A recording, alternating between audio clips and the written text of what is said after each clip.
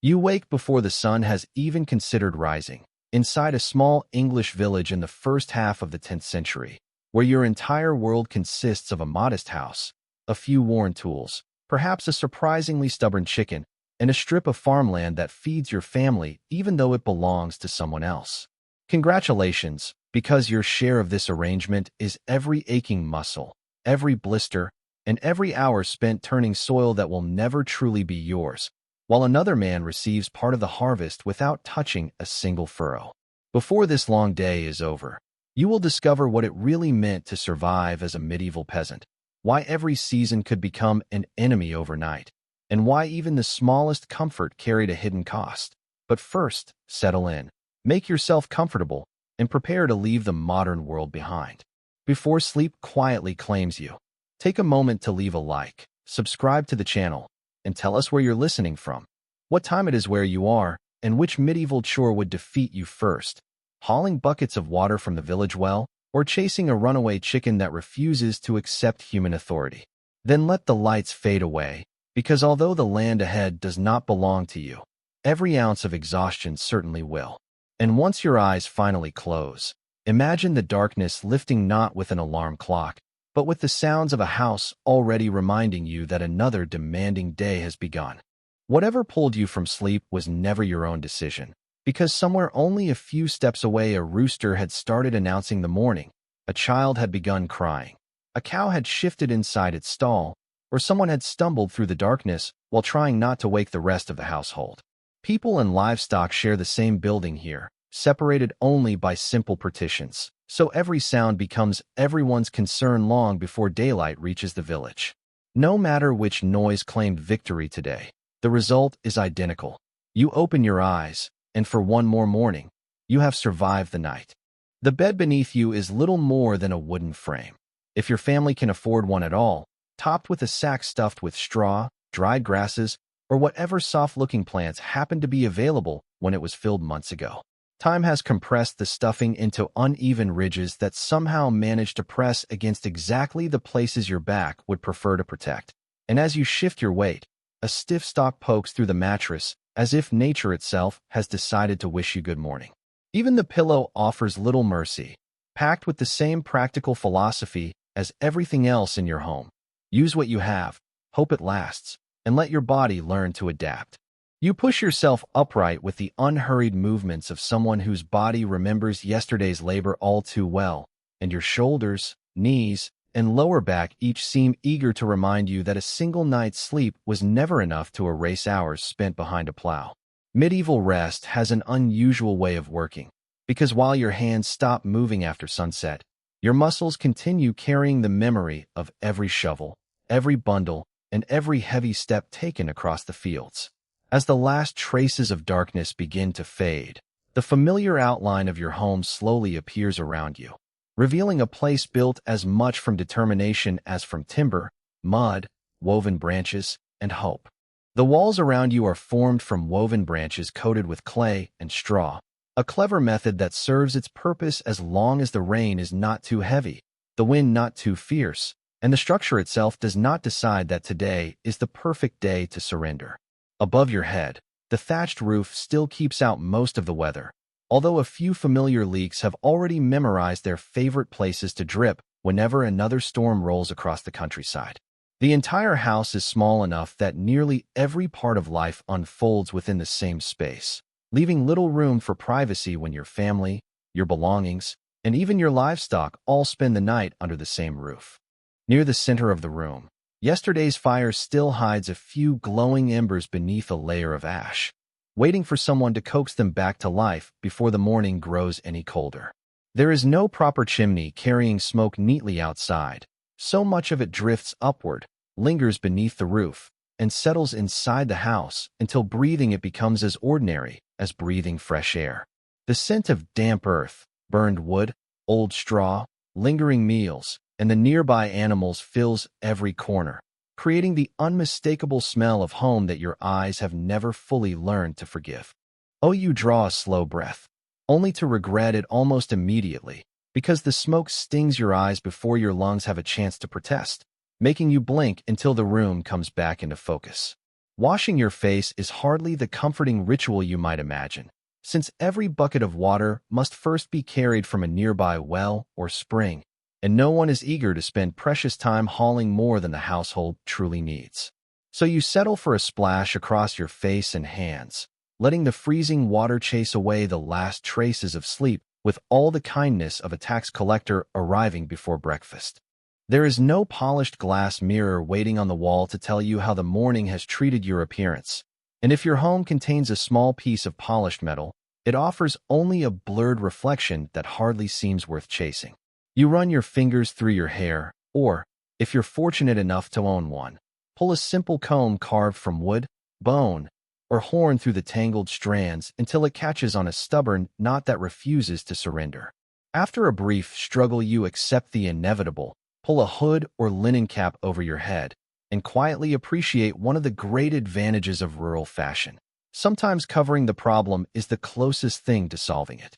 Your clothes rest beside the bed or hang from a rough wooden peg driven into the wall, ready to face another day whether they have recovered from yesterday or not.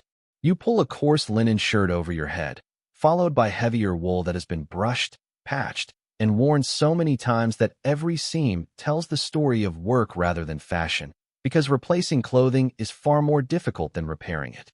Each patch marks another season survived instead of another season endured, and as the wool settles against your skin with its familiar itch, you know that before long sweat, dust, and hard labor will give you far more pressing concerns than comfort.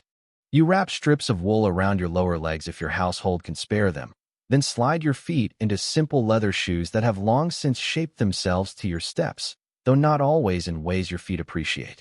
The leather bends where it has weakened, squeezes where it should not, and has developed an unfortunate talent for welcoming damp ground inside whenever the path becomes wet, but replacing them is far beyond today's concerns. As you slip your left foot into place, you notice a tiny pebble trapped inside. Consider stopping to remove it, then decide it can wait, a decision that will quietly follow you through nearly every step of the day. Around you, the rest of the household slowly stirs to life as a child murmurs in their sleep. Someone feeds the fire, and an animal shifts with the confidence of a creature that owes rent to no lord. Your wife, an older child, or another member of the family begins preparing the first meal of the morning, though no one expects a table covered with fresh fruit or warm pastries, because medieval villages never invented room service. Instead, breakfast promises something far simpler. Yet before the first spoonful reaches your hands, you'll discover just how much hope can fit inside a single wooden bowl. Breakfast is usually a thick porridge made from oats, barley, or whatever grain your family has managed to keep in storage, cooked with water and, on fortunate mornings, a little milk if the animals have been generous. It arrives in a wooden bowl worn smooth by years of use, and the first spoonful teaches an old lesson once again, because while the surface feels harmless enough, the center still holds enough heat to remind you that appearances can be wonderfully misleading. The flavor is plain rather than memorable, but that hardly matters, since this meal has only one responsibility: to keep you standing until the sun climbs high enough to make you forget what comfort felt like. Beside the porridge there may be a piece of dark rye or barley bread, dense enough to survive several days and sturdy enough to challenge even determined teeth before surrendering. You tear off a piece with your hands, soften it in the warm porridge for a moment, and discover that even this small trick only partly convinces the loaf to cooperate, while a little cheese, an onion, or a handful of herbs appears only if the season and your family stores allow it. Meat almost never joins the morning meal, not because anyone has forgotten how good it tastes, but because every animal represents wealth that cannot be casually placed into a cooking pot, and when breakfast is finished, you already know the hardest part of the day has yet to begin. Conversation around the meal remains brief, because there is little reason to discuss work that the seasons have already assigned for you. Whether today demands plowing, sowing, weeding, repairing fences, tending livestock, or spending another day on your lord's land, everyone already understands the plan long before the first bowl is empty. As you finish the last spoonful and rise from the table feeling fed rather than satisfied, the growing light outside quietly reminds you that the fields have been waiting since before you opened your eyes. You pull open the rough wooden door and step into the cold morning air, feeling the fresh breeze wash away the smoke that has clung to your clothes since before dawn. Around you, the village slowly comes alive as thin streams of smoke rise from thatched roofs. Animals begin calling across small yards, and neighbors emerge carrying the same worn tools that have accompanied them through countless seasons. For a brief moment, the scene appears peaceful, almost gentle, yet you know better than to trust first impressions, because somewhere beyond these houses the fields are already waiting to demand every ounce of strength you still possess. You lift your tool onto your shoulder, its wooden handle polished smooth where years of hard work have worn away the roughness, while a strip of leather still holds together a crack that was meant to be temporary long ago. In a peasant's life, temporary often means until something finally breaks beyond repair, and many repairs survive far longer than anyone ever intended. As you begin walking through the village, each step carries you farther from the warmth of your home and closer to the labor that determines whether your family will eat when winter eventually returns. The road beneath your feet is nothing more than packed earth marked by wagon ruts, footprints, scattered straw, and the constant reminders left behind by the village animals. Overnight rain has filled the deeper tracks with muddy water that reflects the brightening sky with far more optimism than the path deserves, and despite your best efforts, one careless step splashes damp soil across the bottom of your tunic before the day has truly begun. It is only the first mark the fields will leave on you today, and before long, far heavier burdens will make a little mud seem almost insignificant. Other villagers move along the same muddy track beside you, each carrying baskets, ropes, or iron-tipped tools worn smooth by years of use, while older children walk with the confidence of those already trusted with small but necessary jobs. No one asks whether you feel inspired this morning, because crops have never cared about enthusiasm, and hunger has never postponed itself to accommodate a lack of motivation. You exchange a brief nod with a neighbor, the kind of greeting that says enough without wasting precious energy, knowing there may be time for longer conversations later if the day chooses to be generous. From somewhere near the center of the village, the church bell rolls across the rooftops, marking another portion of the day and reminding everyone that time belongs to more people than themselves. You owe labor to your Lord, obligations to your family, duties to your faith, and whatever strength remains to your own weary body, leaving very little that can honestly be called your own. Even before reaching the fields, you have already been reminded that nearly every hour ahead has been claimed by someone else. The farmland stretches beyond the last cottages in long, open strips rather than neat enclosed plots, with each household working several narrow pieces scattered across the countryside, instead of a single convenient field. Spreading the land this way reduces the risk that one failed patch ruins an entire harvest, though it also guarantees you will spend countless hours walking between distant pieces that seem placed specifically to test your patience. Yet today you are not heading toward the strips that feed your own family, and that realization carries a weight almost as heavy as the tool resting across your shoulder.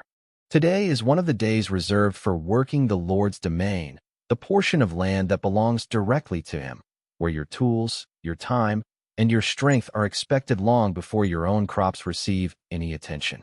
Not every medieval peasant lived under exactly the same arrangements, since customs varied from place to place, and some villagers enjoyed greater freedoms than others.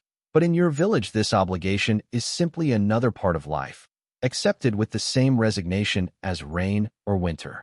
You leave behind the fields that might one day fill your family's grain stores and walk instead towards someone else's harvest, because that is the price attached to the small piece of land you are allowed to farm. Several other villagers are already gathered when you arrive, standing beside oxen, plows, and stacks of tools while an overseer quietly surveys the work ahead with the remarkable talent of appearing far less tired than everyone around him.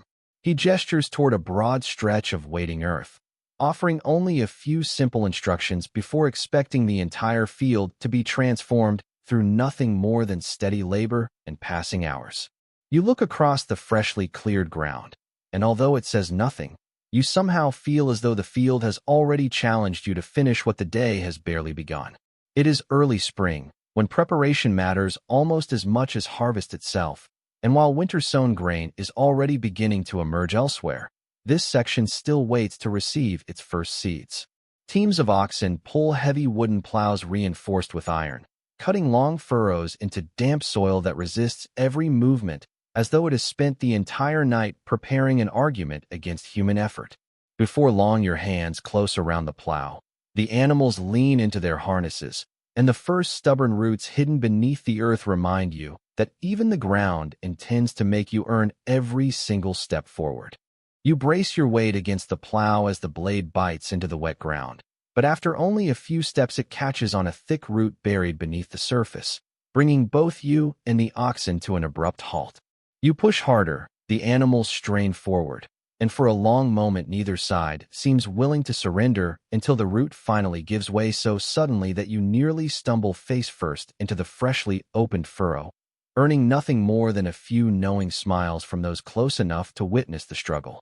Out here, even the smallest mistake leaves a mark across the field, and crooked furrows have a way of reminding everyone exactly who made them long after the work itself is forgotten.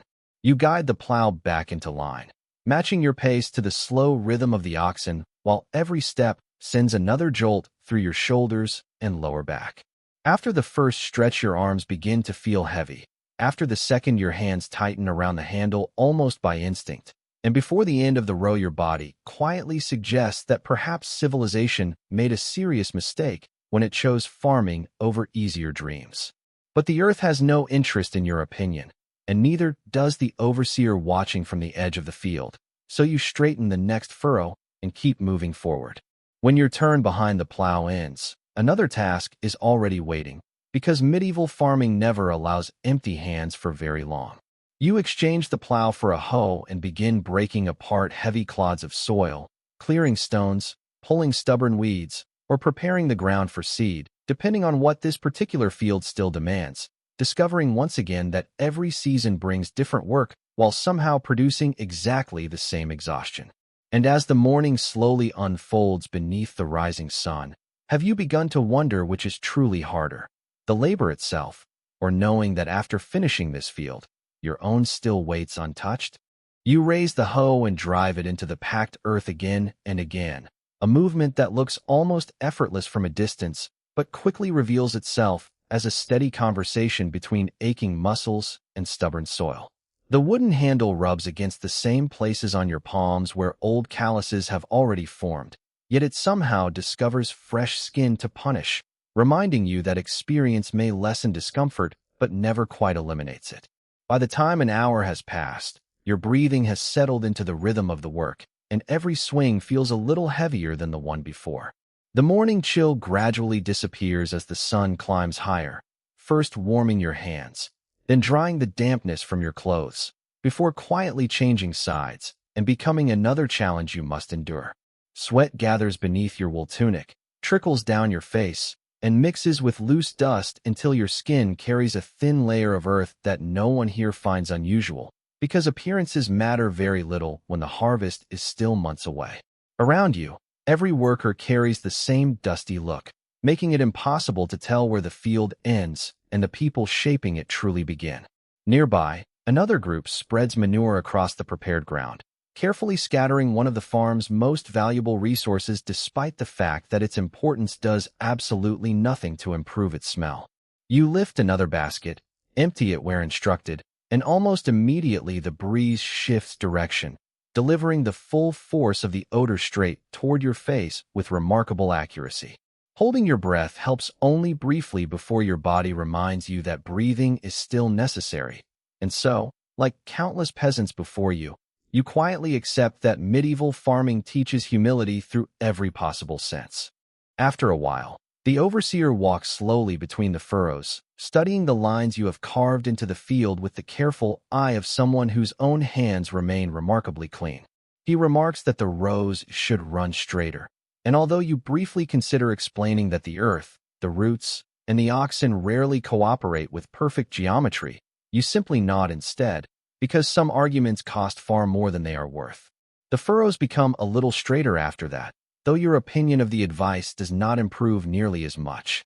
The hours pass beneath a chorus of wooden tools striking the ground, oxen snorting against their harnesses, distant voices calling across the fields, and birds circling overhead with professional interest in everything you are carefully placing into the soil.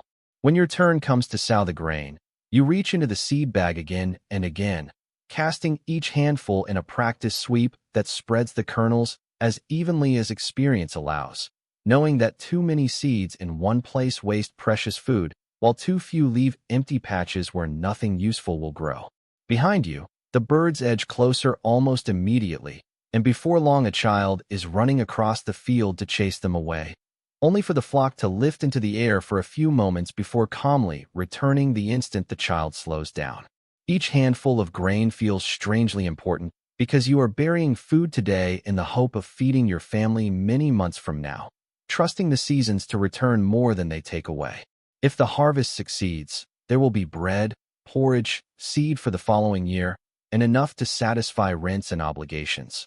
But if the crops fail, every one of those demands will remain exactly the same, leaving you to wonder which is truly more unforgiving, the weather above your head or the expectations waiting for the harvest below your feet. The sun now stands high overhead, and every movement feels slower than the one before, while the tiny pebble you ignored inside your left shoe at dawn has quietly transformed into a constant companion that reminds you of its presence with every single step. You could stop, untie the leather, shake it free, and begin again. But doing so means bending stiff muscles, wasting precious minutes, and then convincing your body to stand once more, so the familiar discomfort becomes easier to accept than the effort required to remove it.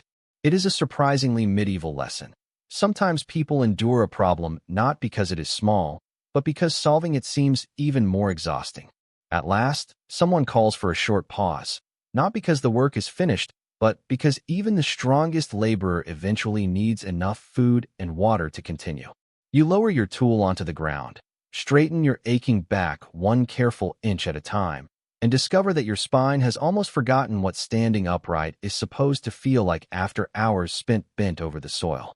Around you, the others settle along the edge of the field, reaching for small bundles of bread, onions, cheese, or whatever remains from the morning, and suddenly the simplest meal imaginable looks far more inviting than it did only a few hours earlier.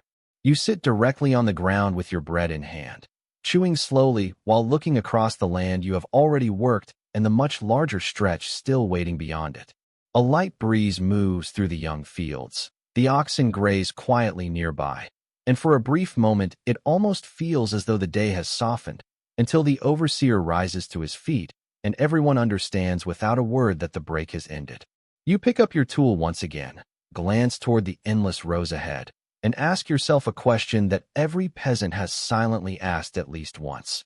If your body already feels this tired before midday has truly passed, how much strength must still be hiding inside you before the sun finally sets? The work begins again before your body has fully accepted that the pause is over, and as you push yourself back onto your feet, your knees protest while your lower back settles into place with the slow complaint of an old wooden door. For a few moments, you simply stand still, waiting for your legs to remember that there are still many hours left before they will be allowed to rest. Then you lift the tool onto your shoulder once more and return to the Lord's field, where the ground waiting ahead somehow seems even larger than it did before you stopped. The overseer continues watching from a distance, moving little while noticing everything, proving once again that every society eventually invents someone whose principal task is observing the labor of everyone else. You return to breaking clods of earth, pulling weeds, and smoothing the soil while your wool tunic clings to your back, combining sweat and coarse fabric into a discomfort that refuses to choose between heat and irritation.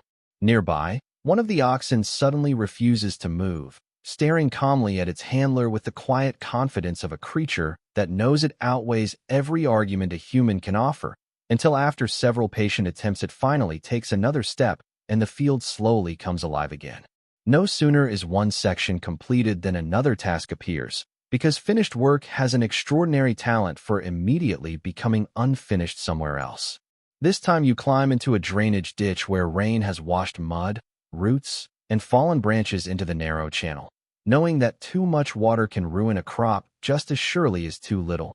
and before your boots have taken 3 steps, the thick mud grips them so tightly that you begin to wonder whether escaping the ditch might become today's most difficult harvest.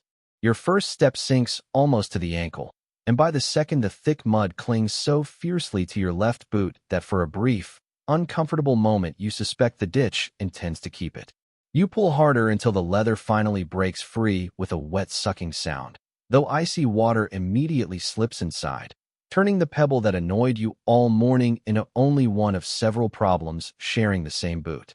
You keep clearing roots, lifting heavy clumps of mud onto the bank, and before long a thin stream begins flowing through the channel once more, offering the rare satisfaction of watching at least one thing obey your efforts today. The overseer appears just as the water starts moving properly, studies your work for a moment, then calmly points toward another blocked section farther along the ditch. Naturally, every finished task reveals another waiting beside it, and by the time the last stretch has finally been cleared, the afternoon sun has already begun its slow descent toward the horizon. Your obligation to the Lord has ended for today, but your own work has not, because now the fields that truly keep your family alive are waiting for the attention you have not yet been able to give them. You cross from the Lord's land to the narrow strips your household cultivates, kneeling among the young crops to pull weeds that seem to grow with far greater confidence than the grain beside them. Every unwanted plant competes for water and light. Every handful removed feels painfully small compared to everything still left undone. And as you work, you cannot help wondering how much of this harvest will actually remain in your family's hands after rents, obligations, and every other claim have finally taken their share. The weeds never seem to tire, springing up between the young shoots with an enthusiasm you wish the grain would imitate, and you work carefully so that every unwanted stem comes free without disturbing the fragile crop beside it. It is slow, repetitive labor that rewards patience more than strength, because one careless pull can damage the very plants your family will depend upon when the colder months arrive. As your fingers move steadily through the rows, have you begun to wonder how many quiet hours like these stand behind every loaf of bread that eventually reaches a table? Not far away, your children gather loose stones from the field, carrying them to the edges where small piles have been growing for generations, while another member of the household checks the fences for gaps that might invite wandering livestock into the precious crops. Every pair of hands, no matter how young or old, contributes something necessary, because survival here is rarely the achievement of one individual and almost always the result of an entire family working together. There is little room for idleness when every season offers only a narrow window to finish the work before nature decides the opportunity has passed. As the afternoon light softens, you pause for a moment and straighten your aching back, looking across the scattered strips of land your family farms with so much effort and so little certainty.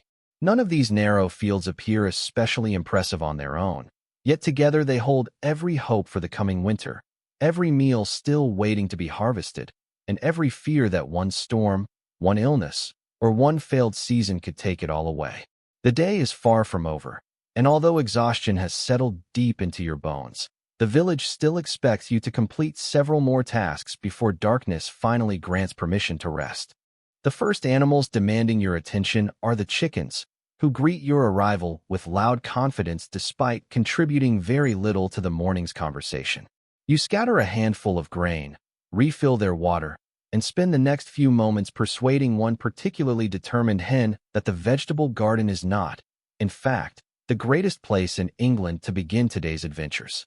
By the time she reluctantly returns to the yard, you have already accepted that winning an argument with a chicken requires far more persistence than anyone would expect. The livestock need just as much care as the fields, because a cow that falls ill, a sheep lost to disease, or an injured ox can threaten months of careful planning.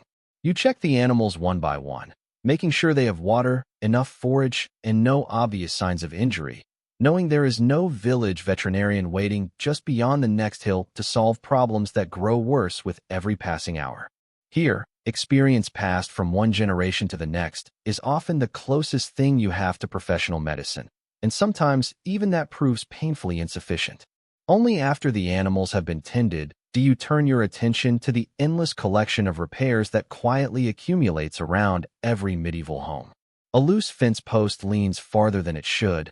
Part of the roof still needs fresh thatch before the next heavy rain arrives. And one of your wooden tools has developed another crack that absolutely promises to become tomorrow's inconvenience if ignored today. You study the growing list for a moment, realizing that no matter how much work you finish before sunset, another day's labor is already patiently waiting for you. As the light begins to fade, you gather a bundle of firewood from the stack beside the house, adding a few freshly cut branches to replace what the cooking fire consumed the night before. Every stick matters more than it first appears, because without enough dry wood there will be no warm meal, little heat after sunset, and a much longer night once winter returns. You stack the wood beneath a simple shelter to protect it from rain, silently hoping tomorrow's weather will prove kinder than many seasons have been before. Inside the house, the evening fire gradually comes back to life as glowing embers awaken beneath fresh fuel, filling the room once again with the familiar warmth and the equally familiar smoke that has accompanied nearly every day of your life. A pot hangs above the flames while the evening meal slowly cooks, releasing the comforting scent of pottage made from vegetables, herbs, and whatever grains remain available, though the recipe changes far more often than the cooking pot itself. Rich feasts belong to nobles and great halls, but here a simple meal shared by the family is enough to remind everyone that another demanding day has almost reached its end. You settle onto a rough wooden bench beside the others as bowls are quietly passed from hand to hand, and although no one speaks very loudly, the silence feels earned rather than empty after so many hours of labor. The food disappears steadily, helped along by dark bread that is every bit as firm as it was this morning, while tired conversation drifts between tomorrow's work, the condition of the crops, and the uncertain weather that continues to shape every hope for the harvest. As you eat the final spoonful, you cannot help wondering whether the coming season will reward all this effort, or whether every sacrifice made today is still only the beginning of a much greater test. When the bowls are empty, no one rushes away from the fire, because these few quiet moments are among the rare parts of the day that truly belong to the family. Someone mends a torn sleeve with careful stitches, another twists fresh cord from rough fibers, while an older relative quietly shares a familiar tale that the younger children already know by heart, but still listen to as though hearing it for the first time. In a world without printed books on every shelf or glowing screens demanding attention, stories travel from one generation to the next as naturally as the warmth rising from the hearth. Outside, darkness settles over the village with surprising speed, swallowing the fields that only hours ago echoed with the sounds of plows, voices, and working animals. A few faint lights flicker behind distant windows, dogs bark somewhere beyond the houses, and the occasional owl breaks the silence before the night folds everything into stillness once again.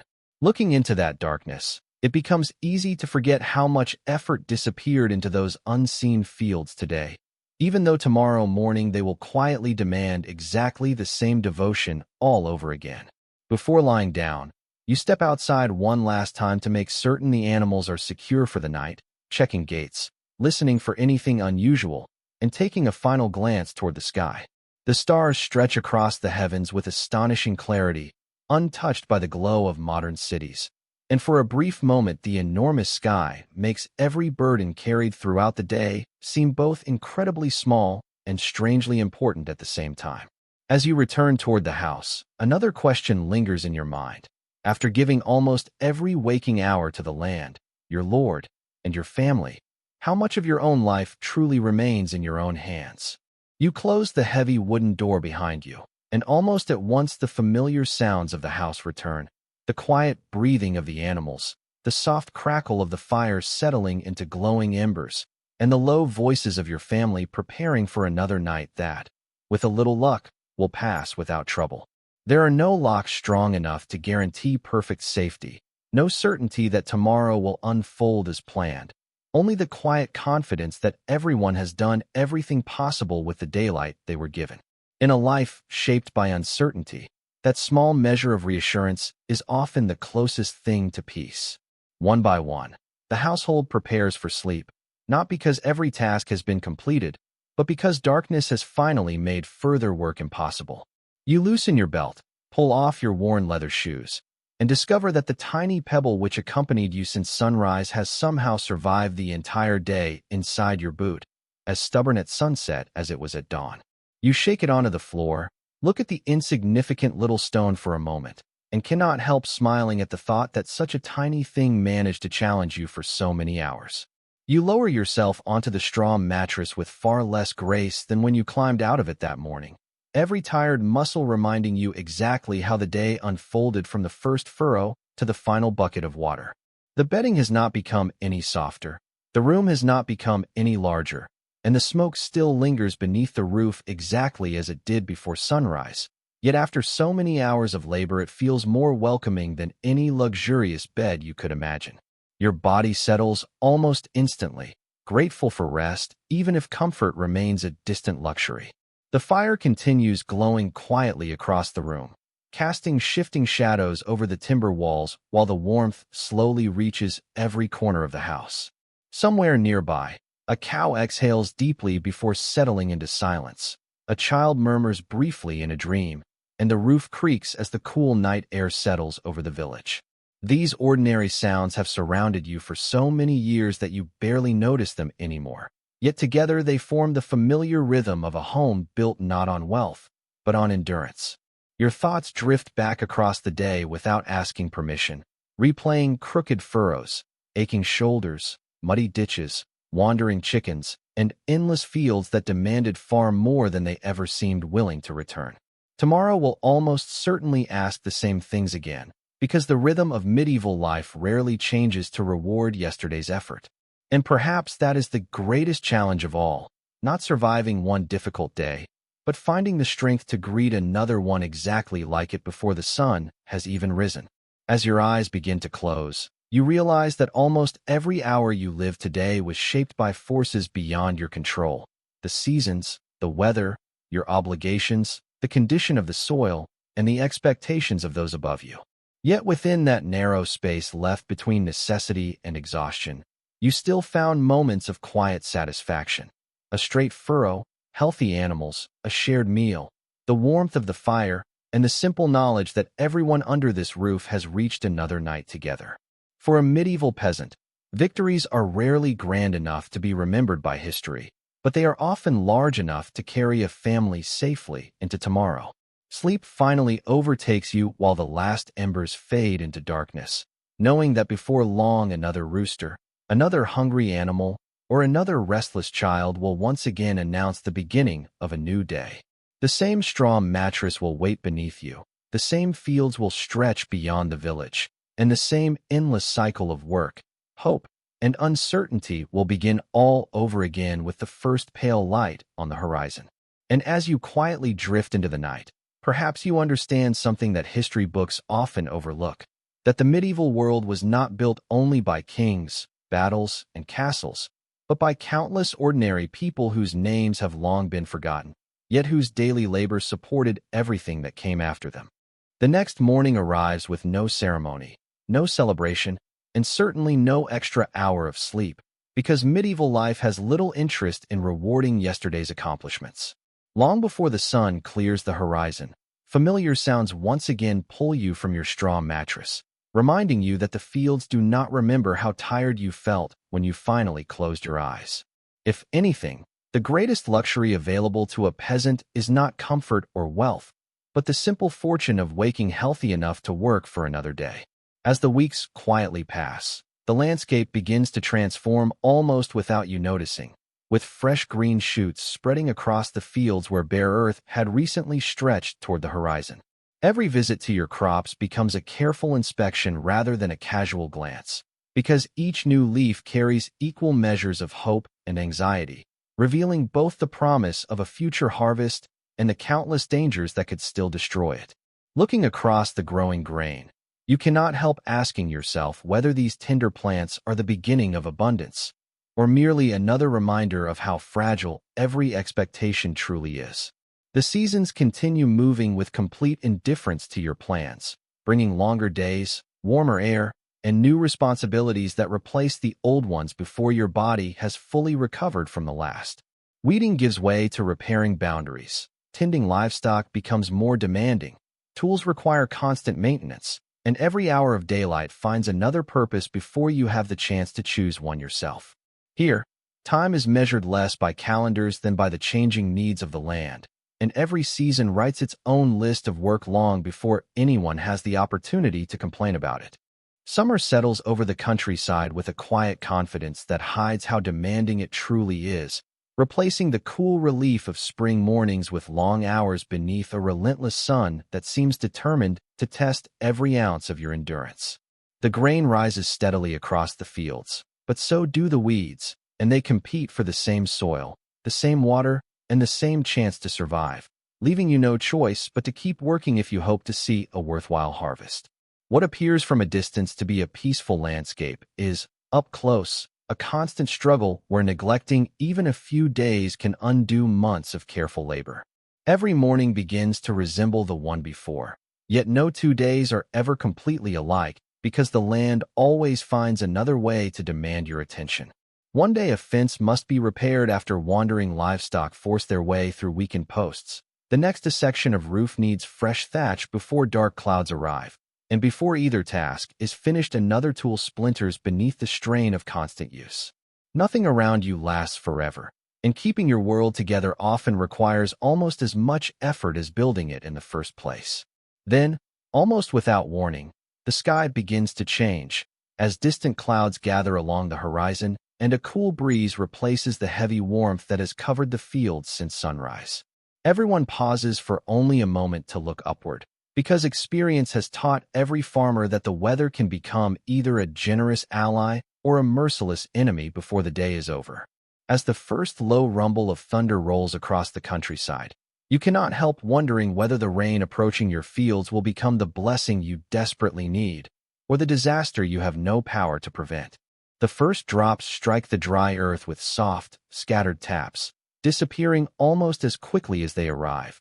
And for a brief moment you allow yourself to believe the rain will be gentle enough to soak the fields without causing harm. Around you, the other villagers continue working while keeping one eye on the darkening sky, knowing that no one can afford to stop simply because the weather has become uncertain.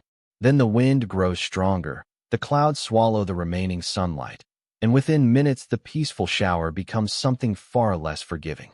Rain pours across the countryside in heavy sheets, turning narrow paths into streams of mud and filling the furrows faster than the soil can absorb the water. You rush to clear small channels that will carry the excess away from the young crops. But every armful of mud you remove seems to be replaced by another as the storm refuses to loosen its grip. The land that demanded your strength only hours ago now reminds you that some battles cannot be won through hard work alone. The oxen are led toward shelter. Tools are gathered before they disappear beneath the rising water, and everyone works with a speed that would have seemed impossible earlier in the day, driven by the simple understanding that every minute matters. Lightning flashes across the sky, followed almost instantly by thunder that rolls over the open fields, while the rain drums against your hood and runs cold down your sleeves. Standing in the middle of the storm, you begin to understand one of the hardest truths of medieval farming. No matter how carefully you prepare, nature always keeps the final decision for itself.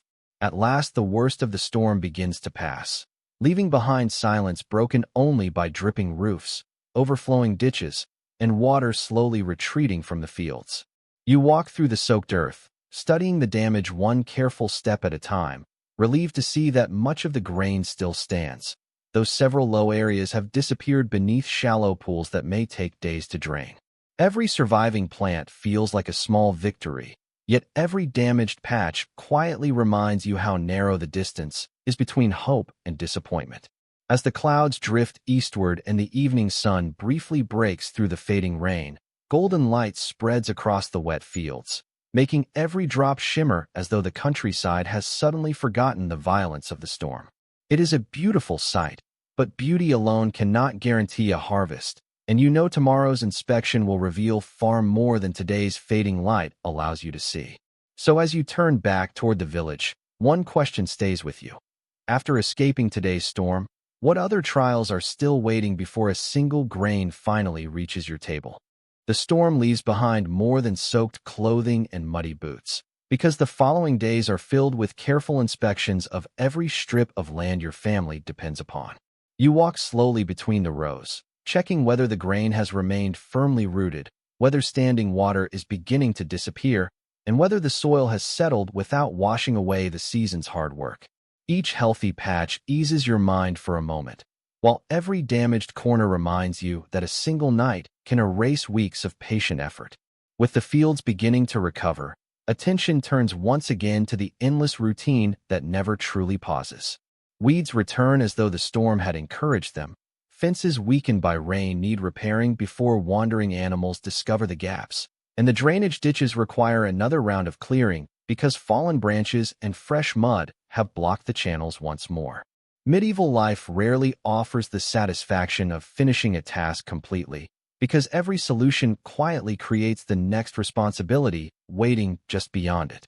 The grain now reaches higher than it did only a few weeks earlier, moving in gentle waves whenever the breeze crosses the open countryside, and for the first time the coming harvest begins to feel almost real.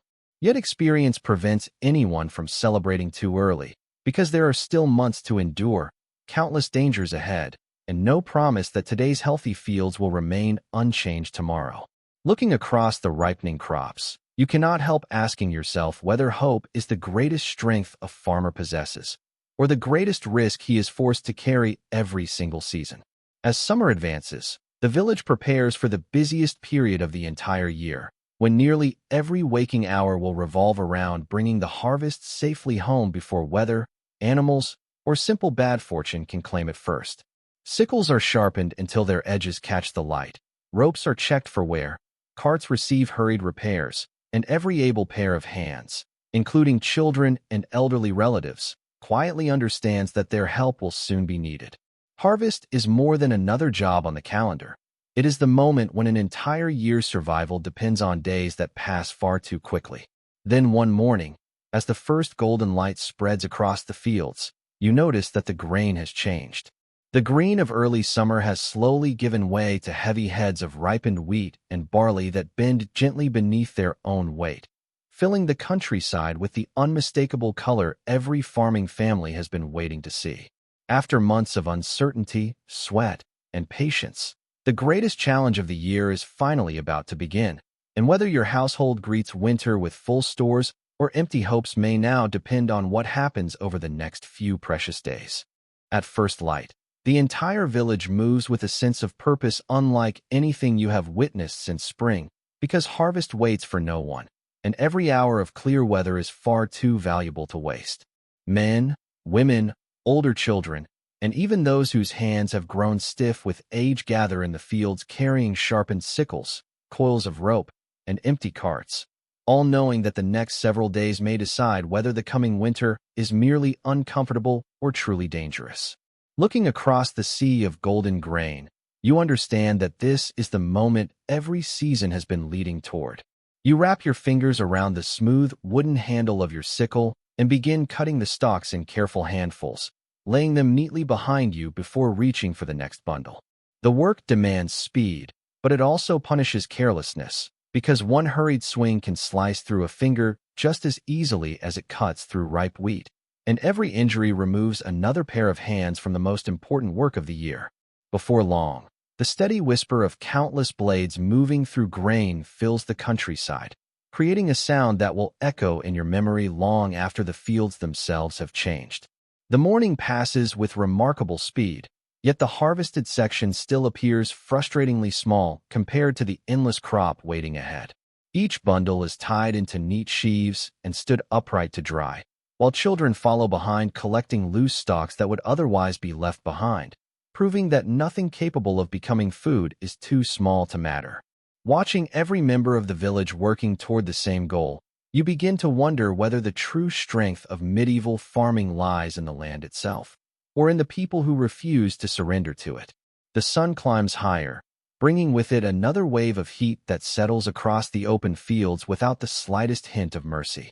Sweat runs freely beneath your linen shirt. Your hands tighten around the sickle until your fingers ache, and your lower back begins delivering the familiar complaints that have accompanied almost every day of your adult life. Yet no one suggests stopping for long. because dark clouds on the horizon serve as a constant reminder that the harvest belongs to whoever finishes first, the farmer or the weather.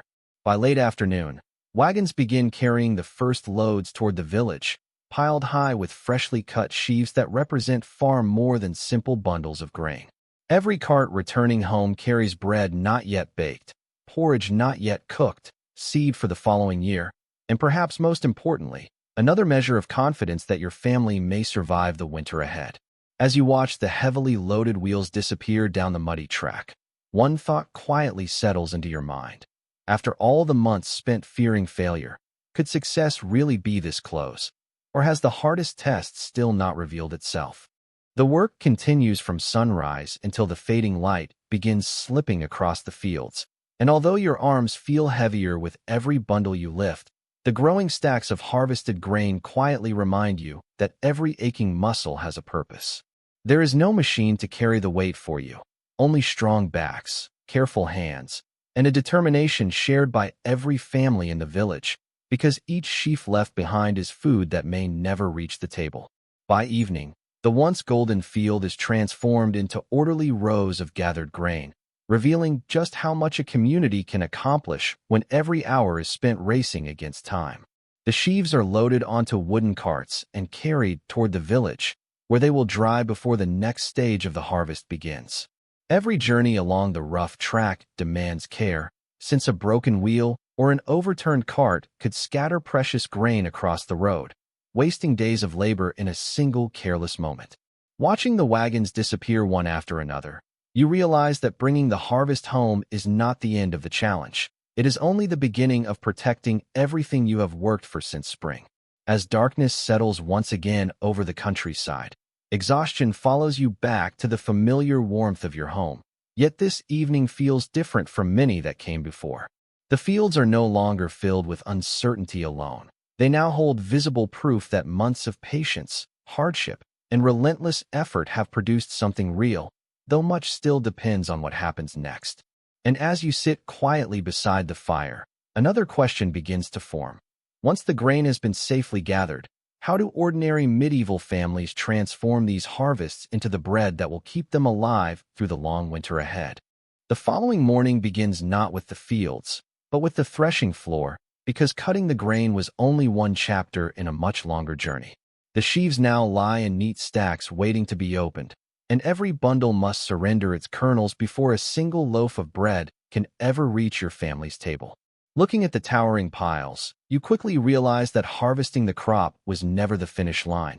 It merely brought the real work home. You spread the dried sheaves across the hard-packed earth and lift a wooden flail above your shoulder, bringing it down with a heavy crack that echoes across the yard. Again and again the blows fall, loosening the grain from the stalks while dust rises into the air and settles across your face, your clothes, and the hands that have barely recovered from the harvest itself. It is exhausting work that demands patience rather than speed, because striking too hard can scatter valuable grain, while striking too softly only guarantees that the job will take even longer. When enough grain has been freed, the next task depends on something no farmer can command: the wind. You pour the mixture slowly from one basket into another, allowing the breeze to carry away the light chaff, while the heavier kernels fall back into waiting containers below. It looks almost effortless from a distance. Yet one unexpected gust can send hours of careful work drifting across the yard, making you wonder whether even the air itself has decided to test your determination one final time. The clean grain is measured carefully before being carried into storage, where every sack represents security that cannot be taken for granted. Wooden bins, woven baskets, and simple granaries protect the precious harvest from dampness, hungry animals, and the countless small dangers that threaten food long after it leaves the field. A single careless mistake here can undo months of labor just as surely as drought or storm, proving that survival depends not only on growing food, but also on keeping it safe. Not every grain, however, will remain with your family. Soon the rents owed to your Lord, the obligations expected by the church, and the seed reserved for next year's planting must all be set aside before you can truly count what belongs to your own household. As each portion is measured into separate piles, you cannot help noticing how quickly a generous harvest begins to shrink. leaving one quiet question hanging in the cool autumn air. After everyone else has claimed their share, how much of your own hard-earned crop will actually remain to carry your family through the winter? Over the following days, careful calculations become almost as important as hard labor, because every basket of grain must be divided with remarkable precision before anyone can think about comfort. One portion is carried to the Lord in payment for the land you farm. Another is reserved for the church, while the finest seed is set aside for next spring, leaving only what remains to feed the people whose hands produced the harvest in the first place. Watching each measured share disappear, you are reminded that a successful harvest does not automatically mean an easy winter. The grain that stays with your household cannot simply remain in storage forever, because every meal begins with another demanding task. You carry small amounts to the village mill, where the steady turning of a water wheel, or, in some places, a windmill, drives heavy millstones that slowly crush the kernels into coarse flour. The process seems wonderfully simple until you remember that milling is rarely free, and once again a portion of your harvest quietly changes hands before returning home in a different form.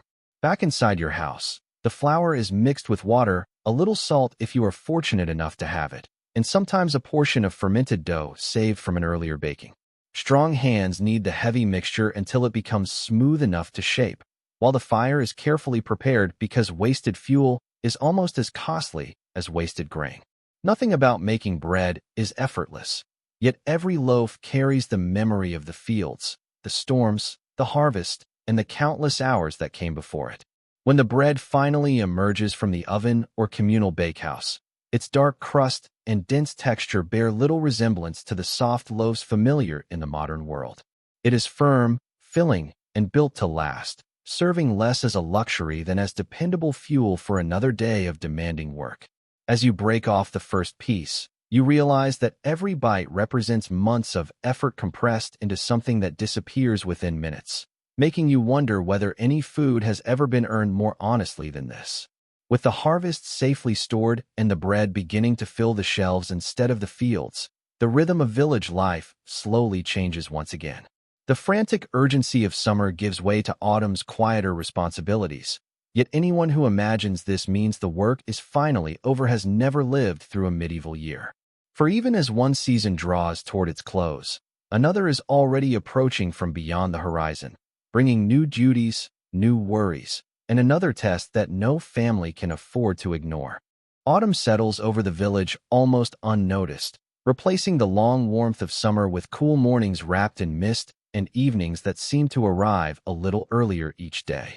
The fields that only weeks ago echoed with the sound of sickles now lie mostly bare, their work complete for another year, but around every cottage the pace remains steady, because winter rewards only those who prepare long before the first frost appears. Looking across the quiet countryside, you quickly understand that the harvest may be finished, yet the struggle to survive has merely entered its next chapter. Now every daylight hour is spent gathering what nature still offers before it disappears until spring. Firewood must be cut, carried, split, and stacked beneath shelter while the ground remains firm enough for carts to travel, because once snow or heavy rain arrives, every forgotten log becomes another cold night waiting in the future. The growing woodpile beside your house brings a certain comfort, yet you cannot stop wondering whether it will truly last until the seasons change once again. Food demands the same careful attention as fuel, since vegetables from the garden must be stored before frost destroys them. Onions, beans, cabbages, turnips, and whatever else the season has provided are dried, buried in cool earth, or preserved in the simplest ways your household knows, each method buying a little more time against the hunger that winter always threatens to bring. Every basket carried indoors feels like another quiet promise made to the months ahead, though no one is willing to believe the promise completely. The livestock also begin preparing for the colder season, whether they understand it or not. Fodder collected throughout the warmer months is stacked carefully inside barns and sheds, while every animal is watched with greater attention, because losing even one healthy cow, sheep, or pig before winter could upset the delicate balance your family has worked all year to achieve. Standing among the animals as they feed peacefully, you begin to wonder whether they sense the coming cold as clearly as the people caring for them. Even your home demands one final round of attention before the weather changes completely. Gaps between the timber walls are packed with fresh clay where old repairs have begun to crack. Loose bundles of thatch are tied securely before autumn winds can tear them away, and every doorway is checked for places where cold air might creep inside once winter arrives. None of these repairs make the house grander or more comfortable, yet together they may decide whether the coming months feel merely difficult or truly unbearable. The first truly cold morning arrives without asking permission, coating the fields with a thin layer of frost that sparkles beautifully, while quietly reminding everyone that beauty and mercy are not the same thing. Your breath hangs in the air as you step outside, and the familiar path beneath your feet has become firm with frozen ground, making every sound seem sharper in the stillness of the season. Winter has not fully settled over the village yet, but it has already announced that it is on its way. The rhythm of each day changes almost at once, with fewer hours of daylight forcing every task into a much smaller window than before. Animals still need feeding before sunrise. Water must still be carried despite the bitter air, and the fire demands constant attention because allowing it to die completely means beginning again with far more effort than simply keeping the embers alive. Every morning starts with the same quiet question: will the wood gathered over autumn be enough to carry your family safely through the months ahead? Work in the open fields becomes less demanding, but life offers no shortage of other responsibilities waiting closer to home. Broken tools are repaired while there is finally time to spare, leather harnesses are stitched before spring returns, and wooden handles weakened by another year of labor are replaced so they will not fail when they are needed most. Winter is not a season of idleness. It is the brief opportunity to prepare everything that endless fieldwork prevented you from fixing before.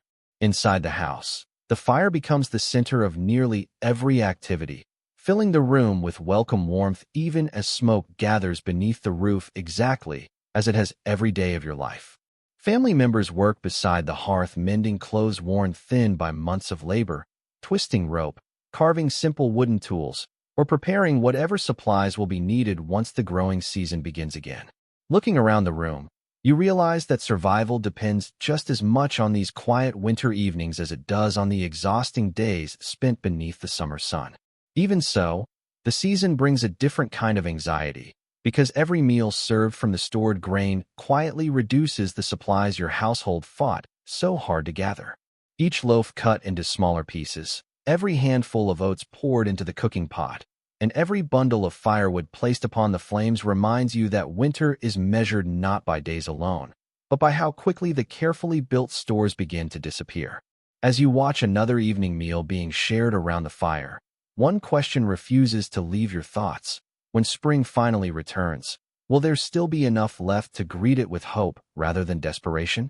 The deepest weeks of winter test your household in ways that summer never could, not through endless labor beneath the sun, but through patience, careful planning, and the quiet discipline of making every remaining supply last a little longer. Storms sometimes keep everyone indoors for days. The wind slips through even the smallest cracks in the walls, and every journey outside is measured against whether the task is truly worth facing the bitter cold. It is during these long nights that you discover survival is often decided not by dramatic moments, but by hundreds of careful choices made one ordinary day after another. When fresh snow covers the village, the familiar paths disappear beneath a smooth white blanket that briefly transforms the countryside into something almost unrecognizable. The fields that demanded every ounce of your strength only months ago now lie silent beneath the frost, hiding next year's hopes beneath frozen soil, while the village itself grows quieter with each passing evening. Looking across the peaceful landscape, it is difficult to imagine that this same ground will soon return to the endless cycle of plowing, sowing, weeding, and harvesting all over again. Life inside the house becomes increasingly important as darkness arrives well before the day's work feels complete. Children sit close to the fire listening to stories repeated through countless winters.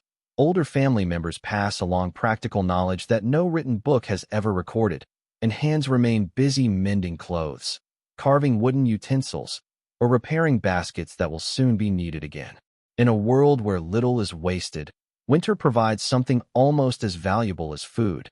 it gives experience enough time to become wisdom.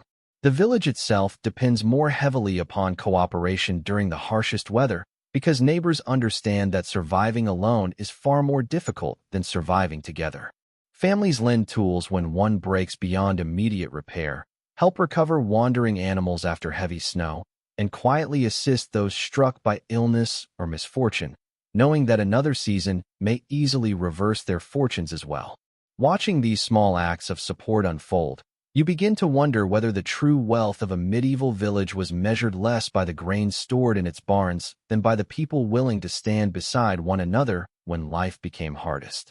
Then, almost too subtly to notice at first, winter begins to loosen its grip. The days lengthen by only a few precious minutes at a time. The snow retreats from sunlit ground.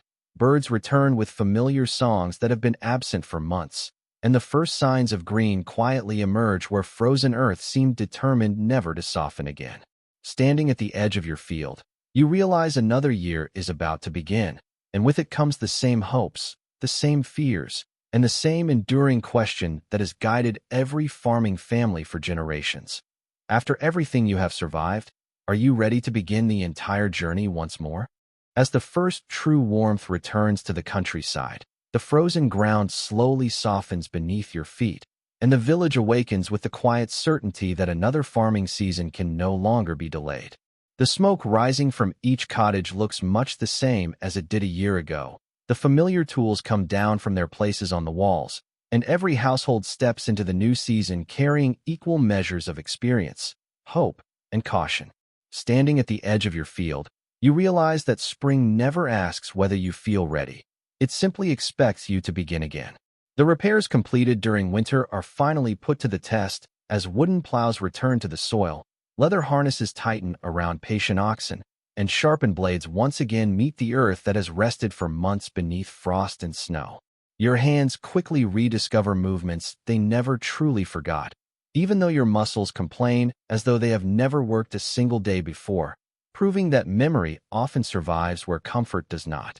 Before long, fresh furrows stretch across the fields once more, each one carrying the same silent promise that last year's efforts somehow make this year's challenges feel possible. Looking around the village, you notice something history rarely pauses to celebrate. Nothing appears dramatically different, yet everything continues because ordinary people refuse to let it stop. The houses still stand because someone repaired them, the fields still produce because someone never abandoned them, and the generations that follow will inherit this land because countless families accepted the quiet burden of beginning again every single spring. Perhaps that is the greatest legacy of the medieval peasant. Not extraordinary wealth or famous victories, but the remarkable determination to build tomorrow through thousands of ordinary days that history almost forgot. Yet if you could remain here for another year, and then another after that, you would slowly begin to understand something that rarely appears in chronicles written by monks or in the records kept by noble households. The history of medieval England was not sustained only by kings making laws or armies marching across distant fields, but by ordinary families repeating the same demanding cycle with astonishing consistency, season after season, generation after generation. Every furrow cut into the earth, every loaf baked beside the hearth, and every repaired roof quietly supported a kingdom that often barely noticed the people holding it together. Your life would probably never be recorded in any manuscript, and no traveling bard would sing songs celebrating the day you repaired a broken fence or cleared a flooded ditch after a storm. Yet those humble tasks mattered because they allowed villages to endure difficult winters, produced food for nearby towns, supplied monasteries, supported markets, and ultimately sustained the very society whose greatest achievements history tends to celebrate.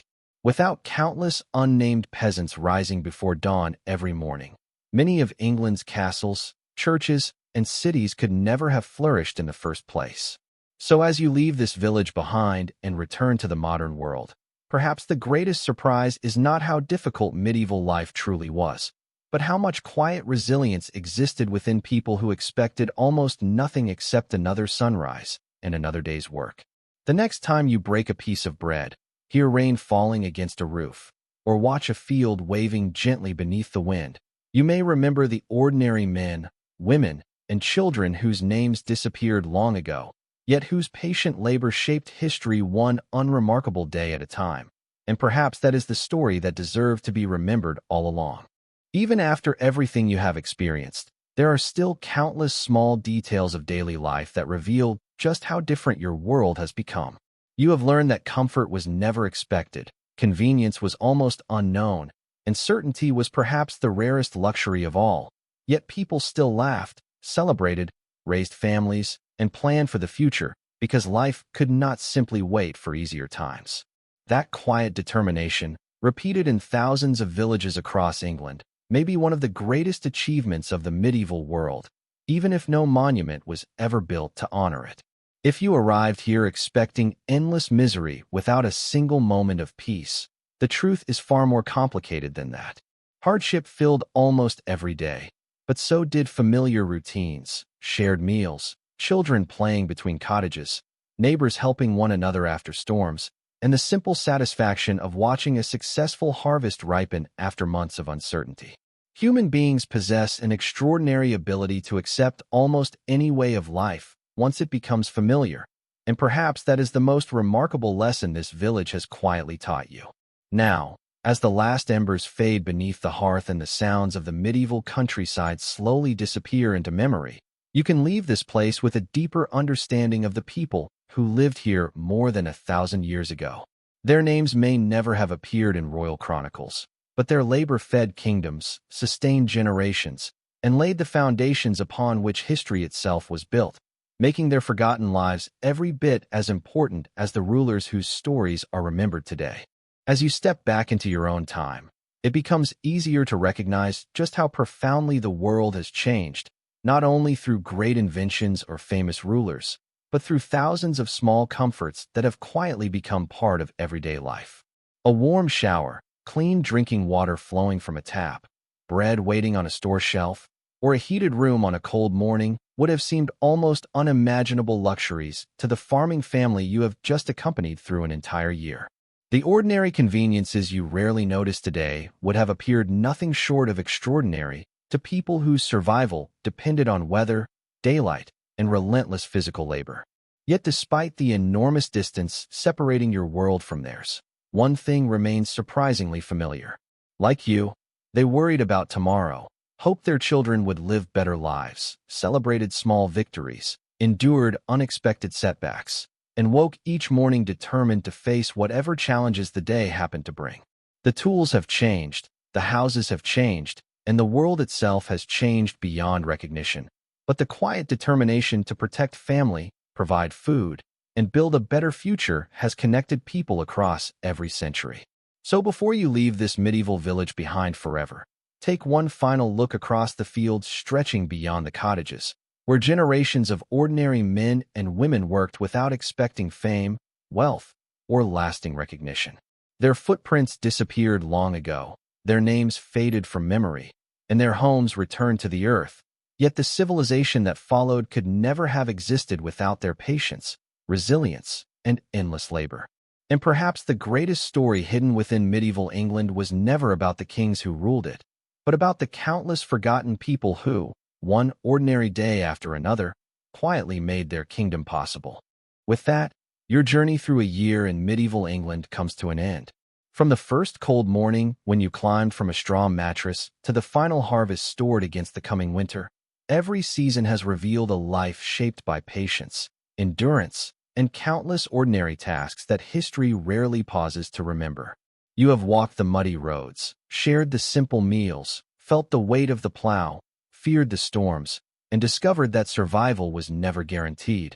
It was earned, one day at a time.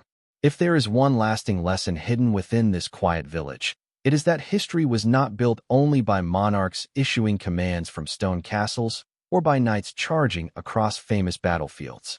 It was also built by nameless farmers who rose before dawn every morning, repaired broken tools instead of replacing them, planted grain they might never live to harvest, and accepted hardships that would seem almost unimaginable today. Their lives left few written records, yet without their work, the kingdoms remembered in history could never have endured. So, as the fire settles into its final glowing embers and the sounds of the village fade into silence, Allow yourself to drift away knowing that you have spent a full year in the footsteps of an ordinary medieval peasant. Thank you for taking this journey through the forgotten rhythms of the past. And if you have reached the end, perhaps you now understand why the greatest stories are not always found in palaces or on battlefields, but in the quiet determination of ordinary people whose names were forgotten, while the world they helped build was never forgotten at all. The memory of this village may fade with time, but the rhythm of its people endures in ways that are easy to overlook. Every repaired fence, every furrow carved into stubborn soil, every loaf shared around a smoky hearth, and every child taught to work beside their parents became part of an unbroken chain that carried medieval England from one generation to the next. The great events remembered in history were only possible because millions of ordinary days like these unfolded quietly beyond the walls of castles and monasteries. Perhaps that is why archaeology so often tells a different story from the chronicles written by nobles and monks. While official records speak of coronations, wars, and powerful rulers, the earth itself preserves traces of humble cottages, broken pottery, worn tools, cooking fires, discarded animal bones, and footprints frozen beneath ancient fields. Together they reveal a simple truth. The medieval world was sustained not only by extraordinary people, but by countless ordinary families whose daily routines rarely seemed important at the time, yet whose combined efforts shaped the future of an entire kingdom. And now, as this journey finally comes to its close, leave the village just as quietly as you entered it. Let the smoke disappear into the morning mist, let the sounds of oxen and distant church bells fade into silence, and carry with you the image of a forgotten farmer walking toward another sunrise with nothing more than a wooden plow, steady determination, and hope that this season would be kinder than the last. His name has been lost to history, but the world he helped build still surrounds us today, making his ordinary life one of the most extraordinary stories ever left untold. Several centuries later, almost nothing visible remains of the life you have just experienced. Many of the cottages collapsed long ago, their timber rotted away, their thatched roofs returned to the soil, and the narrow footpaths worn smooth by generations of villagers disappeared beneath new fields and modern roads. If you walked through the same landscape today, you might never realize that countless ordinary lives unfolded beneath your feet, hidden beneath layers of earth that quietly preserved their story while the world above continued to change. Archaeologists occasionally uncover the silent traces these families left behind: fragments of handmade pottery blackened by cooking fires, rusted iron knives worn nearly to nothing, broken corn stones once used to grind grain, animal bones discarded after humble meals, and the faint outlines of houses visible only as darker stains in the soil. None of these discoveries seem especially impressive on their own, yet together they recreate the daily rhythm of people who never imagined that 1,000 years later strangers would patiently piece together the details of their forgotten lives. Sometimes the smallest object tells the largest story, leaving us to wonder how many ordinary moments have vanished forever without leaving even the faintest trace. So as this journey finally fades into history, remember that the true legacy of medieval England was not built solely from towering castles, magnificent cathedrals, or the victories of powerful kings. It was built just as surely by the farmer who rose before dawn, the woman who baked bread beside a smoky hearth, the child who gathered stones from the fields, and every family who quietly repeated the same demanding cycle year after year without expecting recognition. Their names may never be spoken again, but their perseverance became the unseen foundation upon which generations of history were built, making their ordinary lives extraordinary in the most enduring way imaginable. As the centuries passed, the world surrounding these villages changed beyond anything their inhabitants could have imagined, yet the influence of their daily lives never truly disappeared. Many of the fields first cleared by medieval families remained in cultivation for generations. Old village boundaries survived in hedgerows and winding lanes, and even today the shape of the English countryside still reflects decisions made by farmers who never expected their work to outlive them by 1,000 years. Their greatest achievement was not creating monuments that reached toward the sky, but building communities strong enough to endure long after they themselves were gone. Modern historians continue uncovering new details about medieval rural life, not because the people suddenly became more important, but because we have finally begun asking different questions. Instead of focusing only on kings, battles, and royal politics, researchers now examine pollen trapped in ancient soil, seeds preserved in waterlogged ground, animal bones from forgotten kitchens, and the worn marks left on tools by generations of hands. Piece by piece, these discoveries reveal a richer picture of ordinary life, reminding us that history is often hidden inside the smallest details rather than the grandest events, and making us wonder how many other forgotten stories are still waiting beneath the earth. So when you picture medieval England from now on, perhaps the first image that comes to mind will not be a towering castle or a knight in shining armor, but a farmer walking across damp fields before sunrise, carrying a simple wooden tool while another long day quietly begins. History remembered the rulers because they changed the course of kingdoms, but it was ordinary people like this who ensured those kingdoms survived from one season to the next. And perhaps, after spending this year in their footsteps, you now understand that the strongest foundations are often built not by those whose names fill the pages of history, but by those whose lives quietly disappeared between them. Although your journey through this medieval village has come to an end, its story continues every time we look more closely at the ordinary people who carried an entire civilization on their shoulders. They left behind no grand memoirs, claimed no glorious victories, and expected little more than a successful harvest, healthy children, and enough food to survive another winter. Yet the rhythm of their lives shaped the landscape, supported kingdoms, and created the foundation upon which later generations would build the England we recognize today. Perhaps that is the greatest lesson hidden within this long year you have just lived. History often celebrates the few whose names were carved into stone, while quietly overlooking the millions whose hands carved fields, built homes, raised families, and produced the food that allowed every kingdom, monastery, castle, and city to exist in the first place. The medieval peasant may have owned little, but the value of that labor reached far beyond the boundaries of a single village, touching every corner of the society that depended upon it without ever fully acknowledging the debt. So, as you leave these quiet fields behind for the final time, take with you one lasting image, the first pale light of dawn spreading across the English countryside, as another anonymous farmer lifts a worn wooden tool onto weary shoulders and walks toward the waiting earth. No historian records the moment, no bell announces its importance, and no monument will ever mark the place. Yet countless mornings just like this carried medieval England through century after century. And perhaps, after walking beside these forgotten people from the first spring furrow to the last winter fire, you now understand that the truest builders of history are often those whose names history never remembered. With that final sunrise, your place in this medieval village quietly comes to an end, but the people living here will rise tomorrow exactly as they did yesterday, following a rhythm that has shaped their entire lives since childhood. The fields will still demand careful hands. The animals will still need tending before dawn. The fire will still have to be coaxed back to life each morning. And another season will begin without pausing to recognize the effort required to keep it moving. For the villagers, there is no dramatic ending to this story, because the greatest feature of their lives is that the work never truly ends. If you have spent this entire journey beside these forgotten farmers, you have experienced far more than a simple day in the Middle Ages. You have watched an entire agricultural year unfold through the eyes of someone whose survival depended on weather, community, perseverance, and countless small decisions that rarely appear in history books.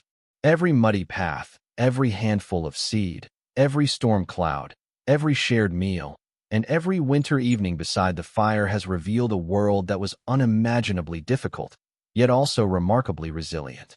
Perhaps the greatest misconception about medieval peasants is that they simply endured history while greater people created it. In reality, they were the quiet engine that kept kingdoms alive, producing the harvests that fed cities, supplied monasteries, supported armies, and allowed rulers to govern it all.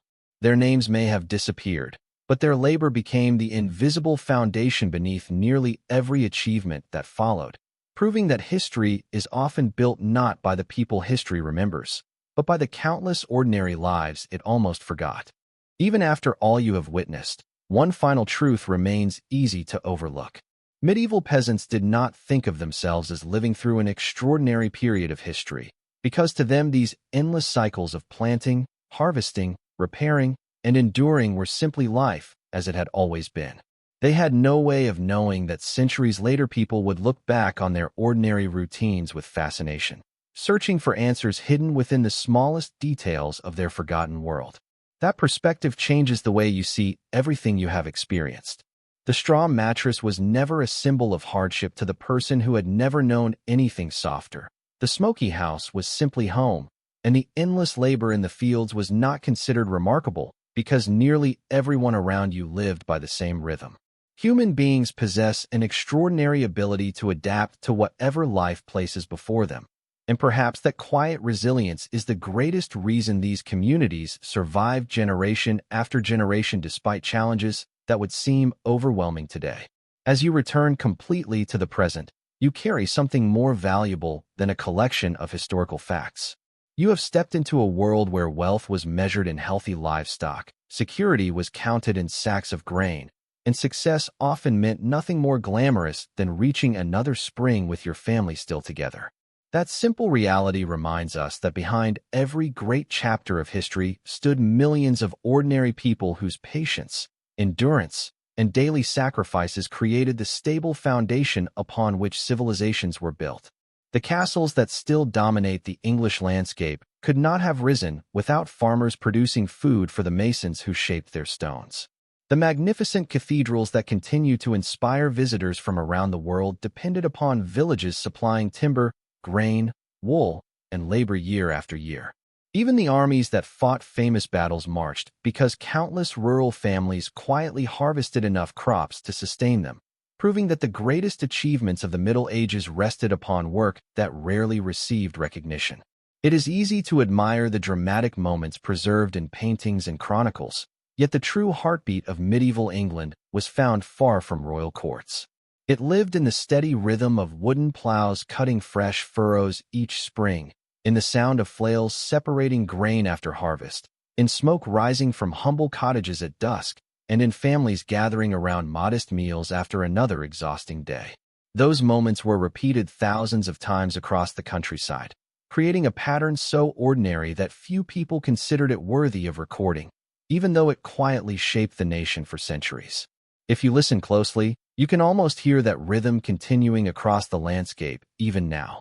Beneath modern roads lie forgotten footpaths once worn smooth by generations of farmers. Beneath cultivated fields rest the remains of cottages where children laughed, meals were shared, and ordinary lives unfolded with remarkable perseverance. The landscape has changed, but traces of those people still remain for anyone willing to look carefully enough. Perhaps that is why their story continues to matter today. It reminds us that history is not only the story of extraordinary individuals changing the world through dramatic decisions. More often, it is the story of ordinary people performing necessary work with quiet determination, day after day, until those countless unnoticed efforts become the foundation upon which every later generation stands. Their legacy survives not because they sought greatness, but because they never stopped doing what each new day required. So the next time you picture medieval England, let your imagination travel beyond the castles and tournaments that so often dominate popular images of the age.